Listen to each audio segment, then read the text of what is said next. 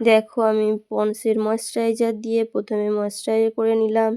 তারপর আর কোনো প্রোডাক্ট আমার কাছে না থাকায় আমি বোনের যে কনসিলার প্যালেট চেয়েছিলাম সেই কনসিলার প্যালেটটা দিয়ে কারেক্ট করে নিলাম।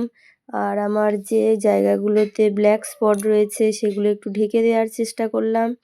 এরপর আমার যে টোন আছে ফেয়ার টোন থেকে একটু ফেয়ার কালার নিয়ে আমি পুরো মুখটাতে স্মাচ করে দিয়েছি। এরপর হাইলাইট জোনগুলো কন্ট্রোর জোনে আমি কন্ট্রোর করে নিয়েছি।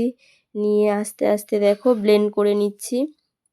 তো ভিডিওটা অনেকটা বড় হয়ে যাবে বলে একটু স্পিড বাড়িয়ে দিয়েছি। তো তারপরে দেখো একটু লুজ পাউডার নিয়ে দিয়ে দিয়েছি। তো কাছে কোনো কিছু ছিল না, তো বোনের কাছ থেকে বললাম যে তোর একটু পেন্সিলটা দে। তো ওর কাছ থেকে পেন্সিল চেয়ে নিয়ে আইব্রো আর্ট করলাম। ব্রাশ যা কিছু সবই বোনের প্রোডাক্ট, কোনোটাই আমার নয়, সবই প্রফেশনাল প্রোডাক্টের বাইরে, এগুলো সব নর্মালি প্রোডাক্ট। তো দেখো আজ আমি আই মেকআপটা করছি 3 ডটের মাধ্যমে। দেখো শ্যাডোটা দিয়েছি, দেখো 3 ডট, 3টে ডট দিয়েই কিন্তু শুরু করেছি। ভালো করে ভিডিওটা দেখো তোমরাও বুঝতে পারবে।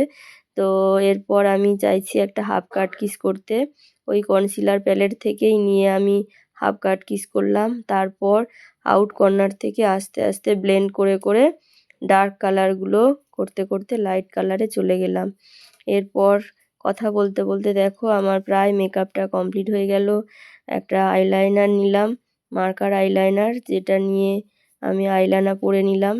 এরপর দেখো শ্যাডো নিয়ে, ব্ল্যাক শ্যাডো নিয়ে তলাতে লাগালাম। এরপর কাজল, মাস্কারা সব কিছুই পরে নিয়েছি। তারপরে দেখো আমি ঠোঁটটা আঁকতে চলে এলাম। তো ঠোঁটটা আমরা কিভাবে আঁকছি একটু ভালো করে দেখে নাও। এম করে আঁকবো, তো এটা লিপ লাইনার প্লাস লিপস্টিকের মতনই কাজ করে। এম করে ঠোঁটটা এঁকে নিচ্ছি, সুন্দর করে ঠোঁটটা এঁকে নিলাম। দেখো তারপরে আমার আইটা কিন্তু কমপ্লিট হয়ে গেল। কথা বলতে বলতে পুরো আইটাই কমপ্লিট হয়ে গেল। কেমন আই হয়েছে প্লিজ সবাই জানিও, ভালো লাগলে লাইক, কমেন্ট, শেয়ার করো।